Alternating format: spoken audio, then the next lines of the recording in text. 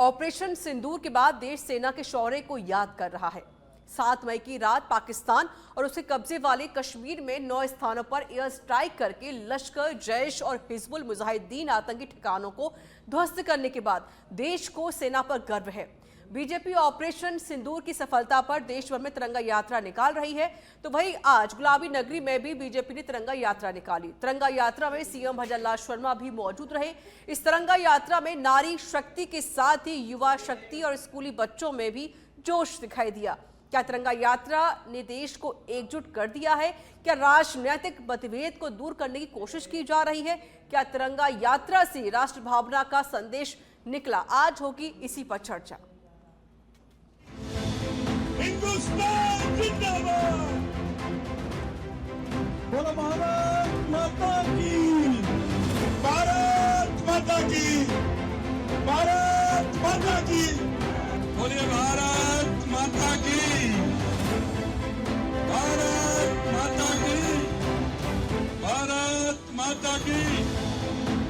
आपने देखा होगा पहलगाम के बाद जिस तरह की देश में स्थिति बनी थी और देशवासियों के मन में जो एक ज्वार था वो हमारे सैनिकों ने सटीक पता करते हुए, और आपने देखा कि उन आतंकी अड्डों पर उनके जो बने हुए थे पाकिस्तान में, किसी भी और व्यक्ति को किसी भी तरह की कोई घटना नहीं हुई, और हमारी सेना ने और हमारे उन वैज्ञानिकों ने जिस तरह के मिसाइल के द्वारा उनके जो अड्डे थे उनको समाप्त करने का काम किया।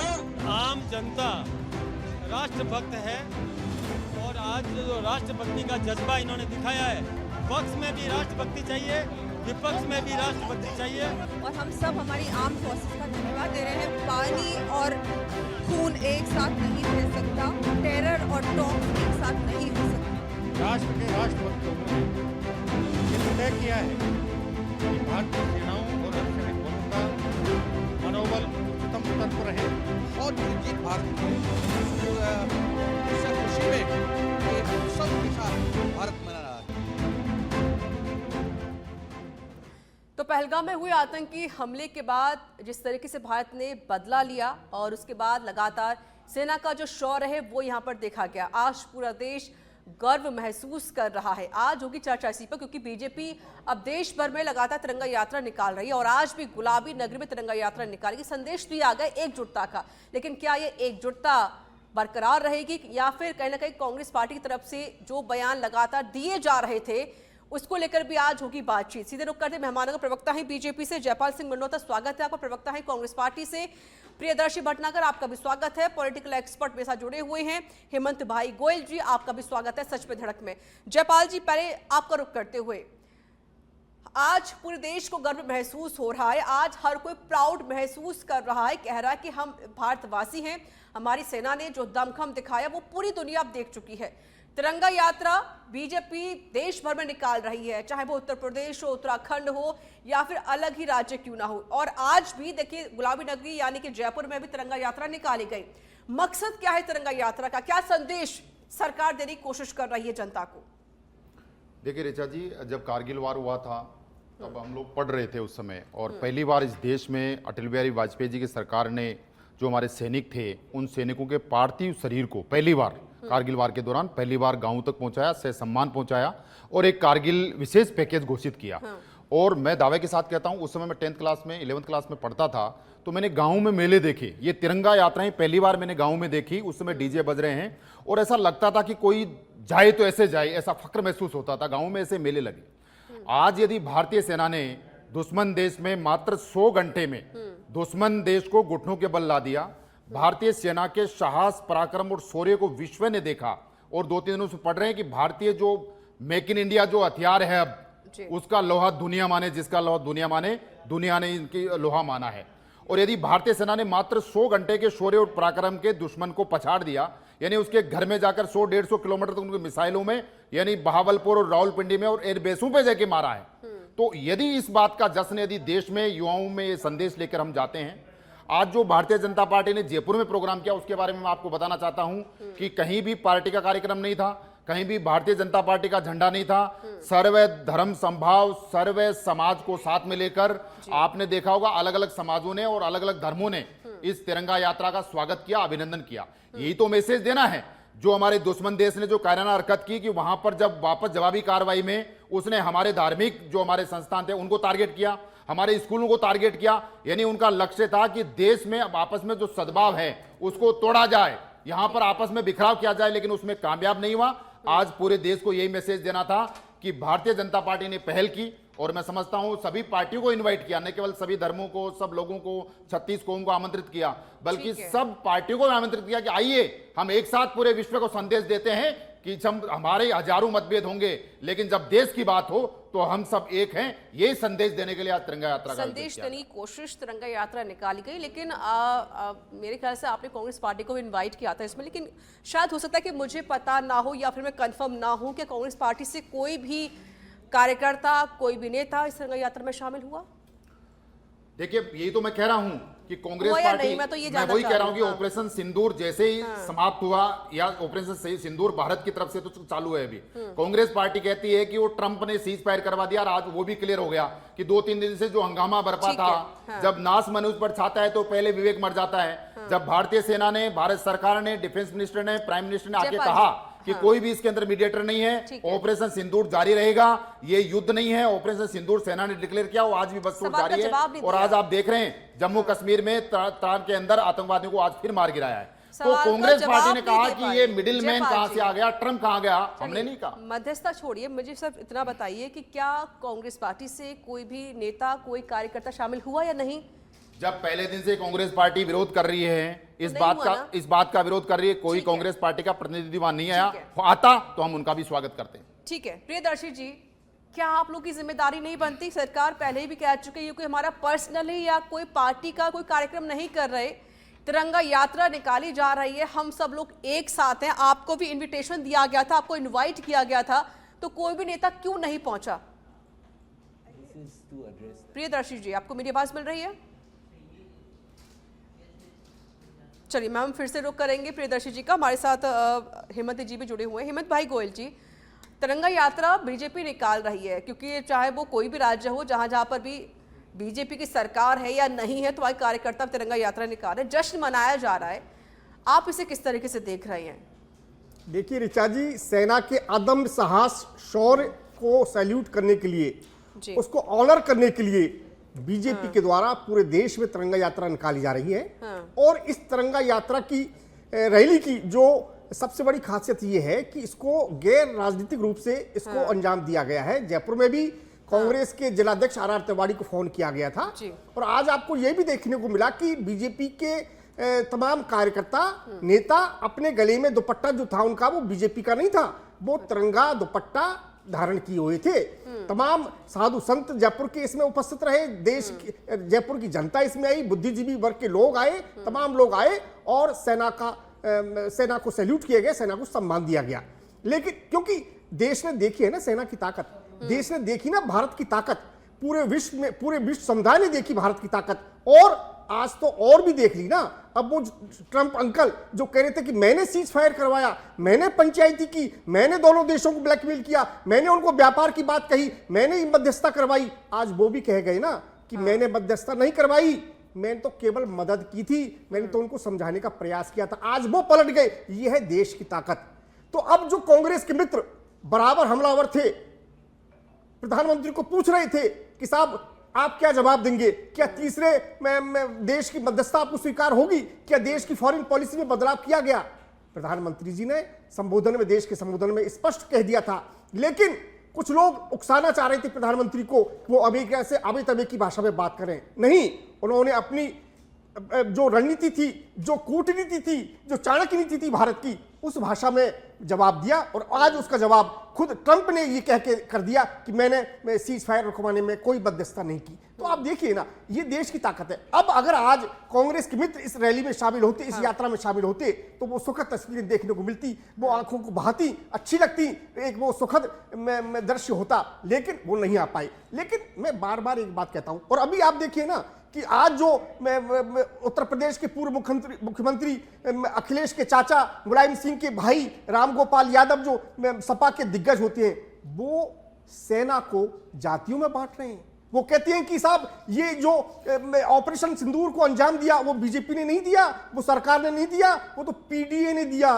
पीडीए मतलब पिछड़े, दलित और अल्पसंख्यक। वो कहते हैं कि सोफिया कुरैशी अल्पसंख्यक थी, व्योमिका सिंह वो हरियाणा की जाटव थी, और एयर मार्शल अवधेश कुमार यादव वो यादव थे। तो अब जिस तरह की बातें देश में हो रही है, ये क्या शोभा देती है क्या? अरे आप अब क्या सेना को जातियों में विभाजित करेंगे क्या? अरे सेना तो देश की सेना है, आप सलाम करिए, उनके शौर्य को सलाम करिए, उनके अदम साहस को सलाम करिए। आप अगर इस तरह से जातियों में उनको विभाजित करेंगे तो क्या मैसेज भारत का जाएगा? हम युद्ध नहीं चाहते।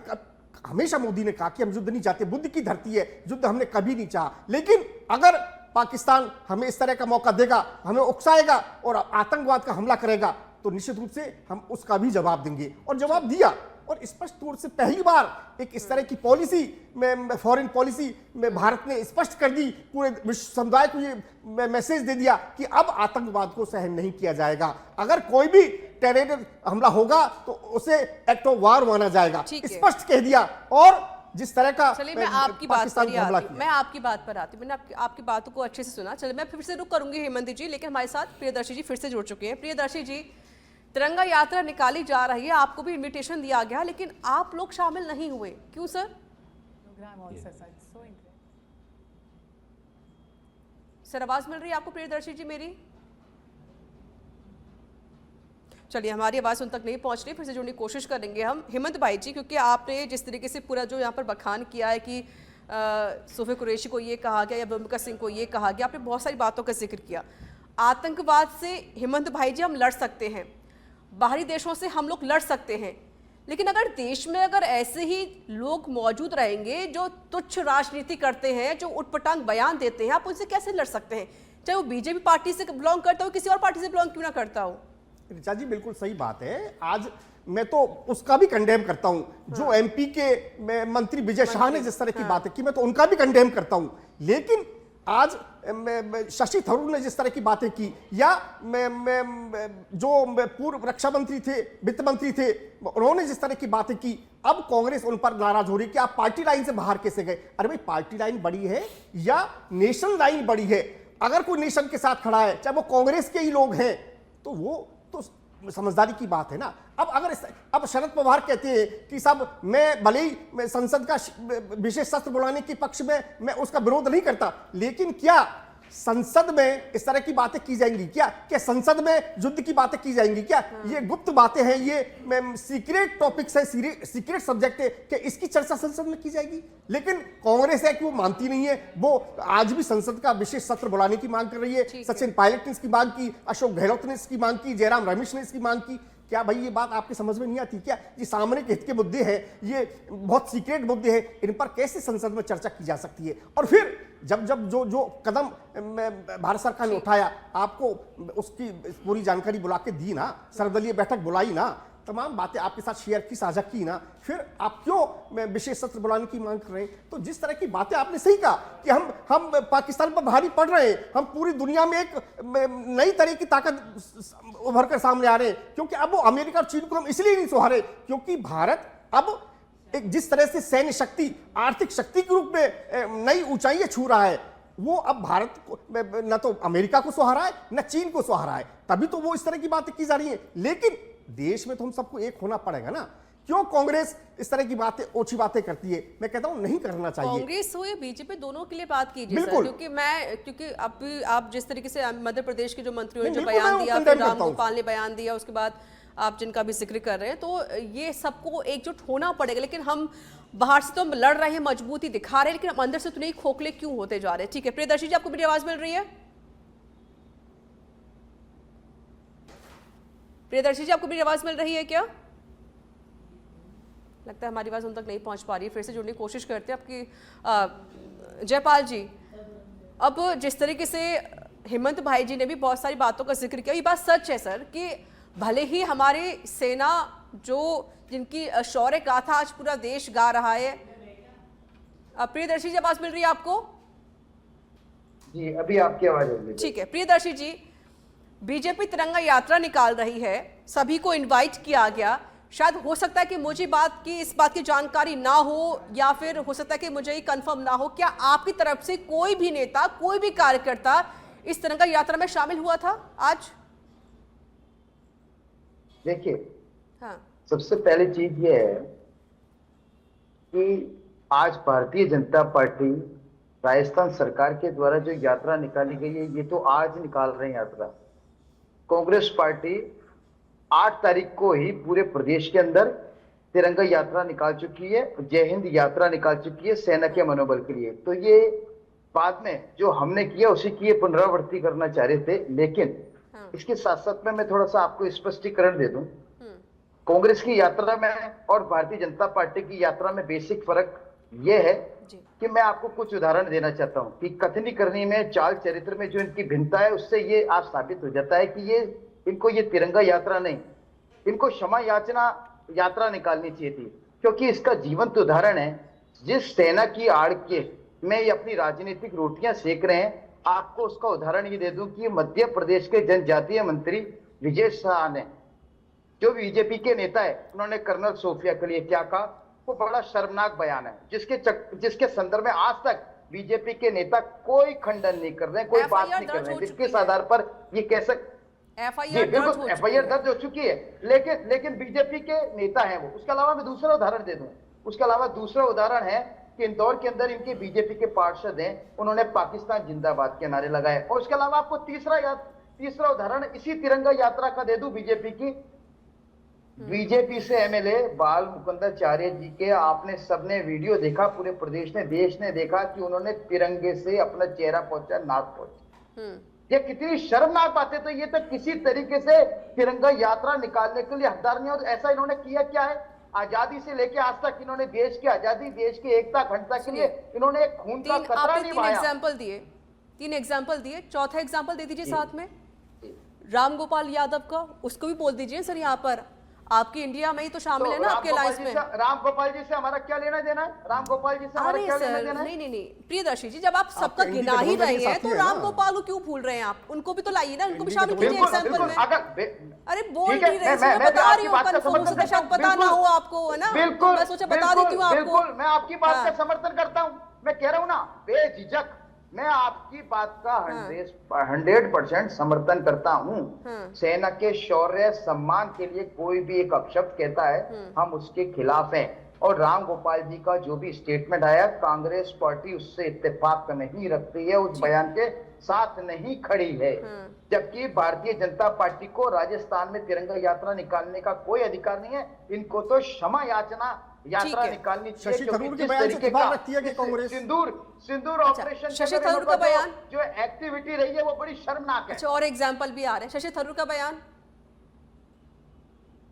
उससे इत्तेफाक रखते हैं और उससे भी दरकिनार हो रहे हैं आप? बिल्कुल, हम कोई इत्तेफाक नहीं रखते उससे, उस बयान से कोई इत्तेफाक नहीं रख सकते। लेकिन इसका मतलब आप जो जनजातीय मंत्री हैं विजय शाह, उनके एटीट्यूड को और आप सबको सिमिलर लेके चल रहे हैं आप।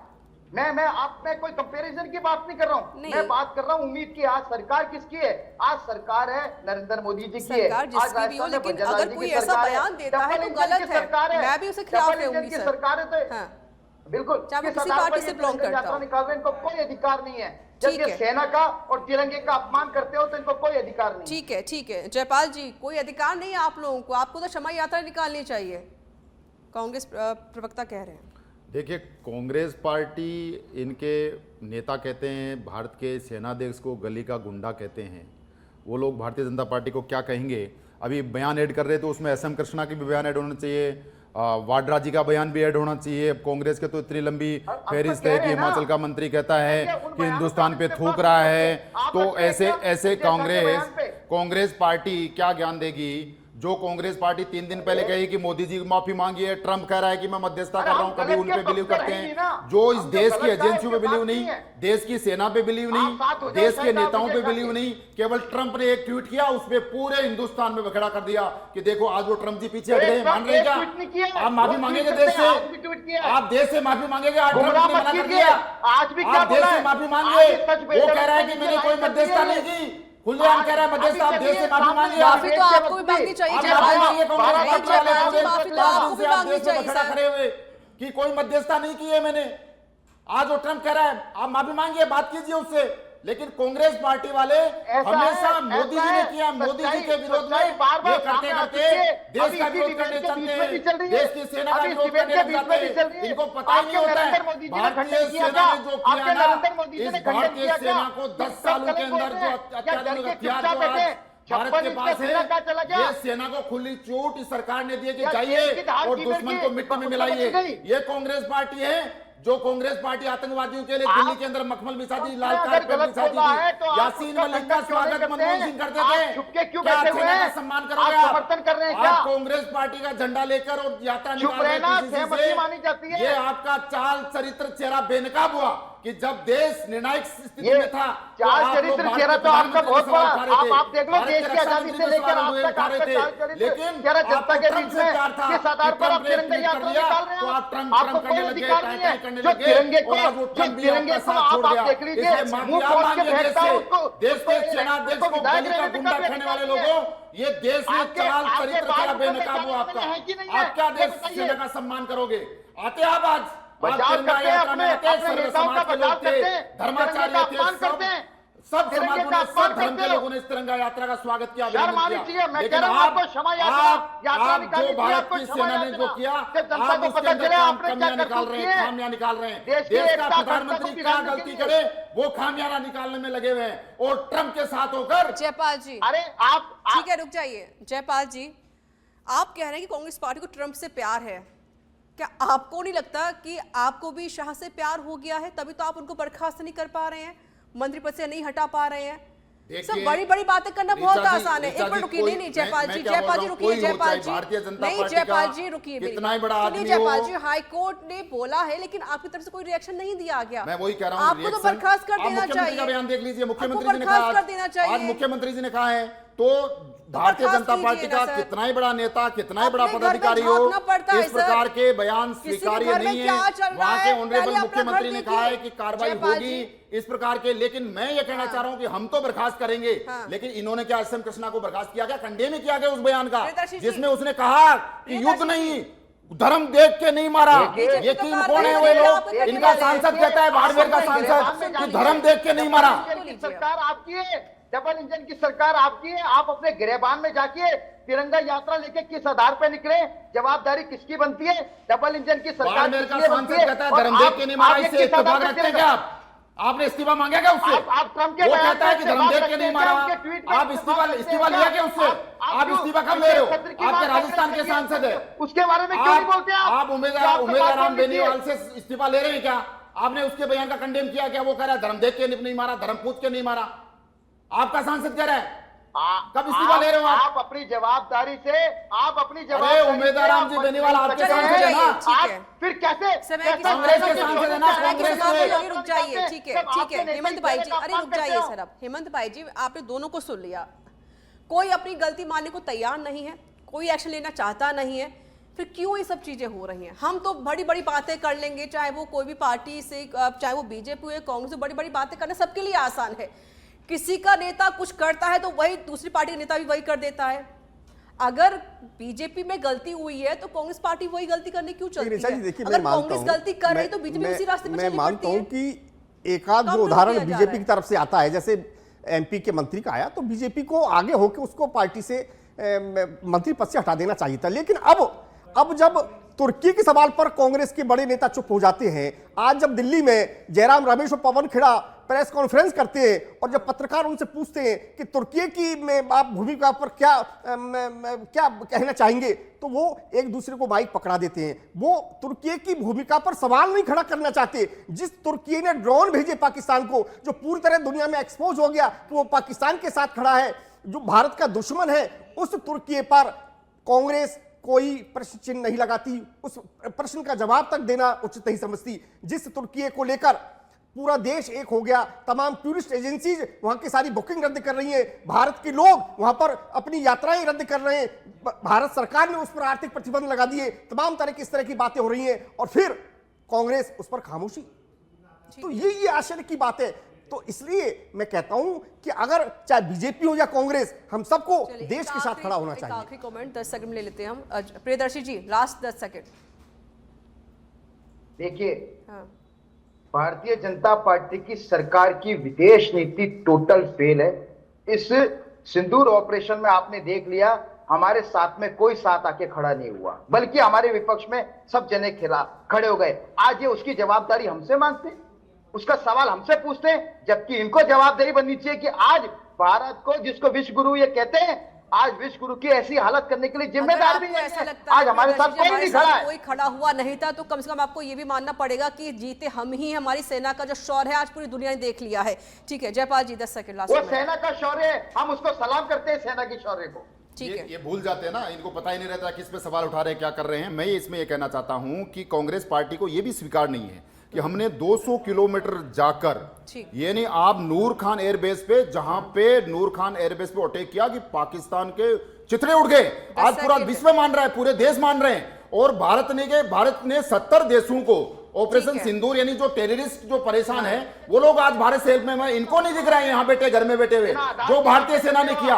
अब मैं कहना चाहता हूं कि भारत की नीति, भारत की नीयत और भारत की निर्णायक क्षमता की त्रिवेणी है ऑपरेशन सिंदूर। ये देश में बैठे हुए लोग देश के दुश्मन नहीं पहचान रहे। इनको कहना चाहता हूं कि बार बार छेड़िए ना भारत के स्वाभिमान को, वरना बाद में बहुत पछताओगे। सौगंध भगवान की उठेगी तलवार जब गद्दारों के घरों में चील कबे मंडराएंगे। देश के गद्दार हैं जिनको ये दिख नहीं रहा है कि भारत ने एक कारनामा कर दिया। इनको सोचना पड़ेगा, इनको भी सबक सिखाना पड़ेगा जो देश में बैठ के देश के काम करते हैं। शुक्रिया आप सभी का हमारे साथ जुड़ने के लिए, कीमती वक्त साझा करने के लिए। इस प्रोग्राम में इतना ही। देश दुनिया की तमाम बड़ी खबरों के लिए बनी रहिए सच पे धड़क के साथ। नमस्कार। हिंदुस्तान जिंदाबाद,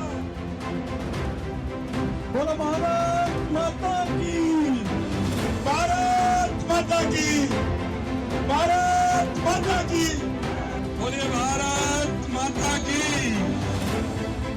भारत माता की, भारत माता की।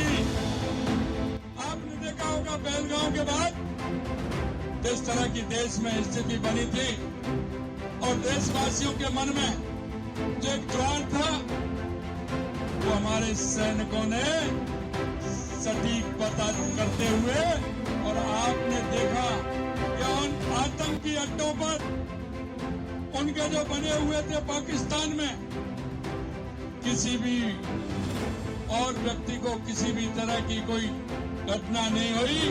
और हमारी सेना ने और हमारे उन वैज्ञानिकों ने जिस तरह के मिसाइल के द्वारा उनके जो अड्डे थे उनको समाप्त करने का काम किया। आम जनता राष्ट्रभक्त है और आज जो राष्ट्रभक्ति का जज्बा इन्होंने दिखाया है, पक्ष में भी राष्ट्रभक्ति चाहिए, विपक्ष में भी राष्ट्रभक्ति चाहिए। और हम सब हमारी आर्म फोर्सेस का धन्यवाद दे रहे हैं। पानी और खून एक साथ नहीं बह सकता, टेरर और टॉक्स एक साथ नहीं हो सकता। राष्ट्र के राष्ट्रभक्त लोगों ने ये तय किया है कि भारतीय सेनाओं और अर्धसैनिक बलों का मनोबल उच्चतम स्तर पर रहे। बहुत बड़ी जीत भारत की, इससे खुशी में एक उत्सव के साथ भारत मना रहा है।